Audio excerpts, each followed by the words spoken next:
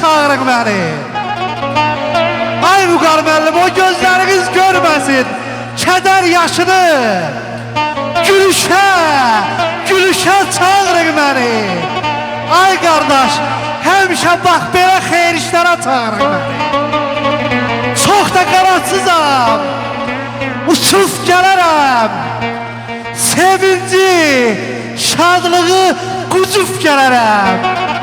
Deyir Quran haqqı icazəm olmasa qaçıb gələrəm. Həmişə bax belə xeyir işlərə çağırın beni. Sizin kanınız var bu kaynar qanda. Sizsiz nəyə lazım Dəhməd cahanda.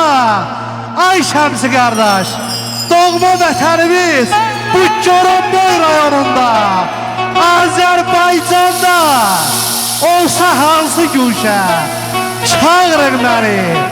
Dostlar, xeyir işə çağırın məni. Qardaş, mən bəyimizə, gəlinimizə, ilahinin, Allahın, Tanrının insan oğluna, bəşər ovladına bəxş elədiyi ən gözəl nemət olan can sağlığına arzuluyuram.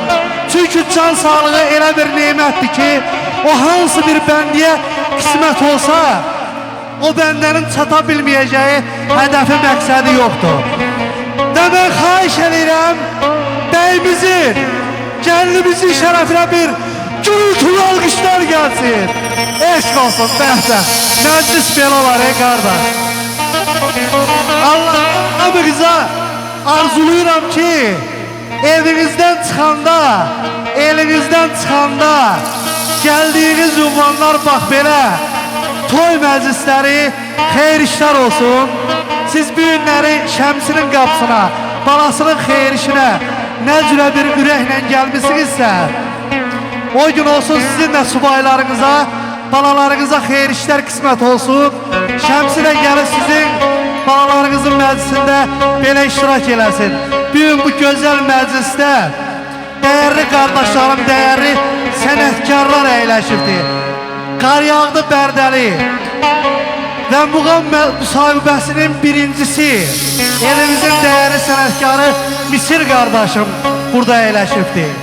Nəğməli xanımımız Elnarə xanım Nur şəhərindən təşrif buyurubdur. Və bütün ansambl üzvləri də hamıya bəllidir.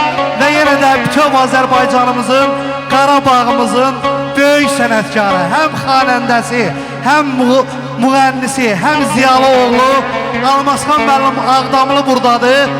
Sənətkarı da, musiqiçini də yaşadan xalqın alqışlarıdır. Bu gözəl sənətkarları bir gürültülü alqışlayan. Eşq olsun.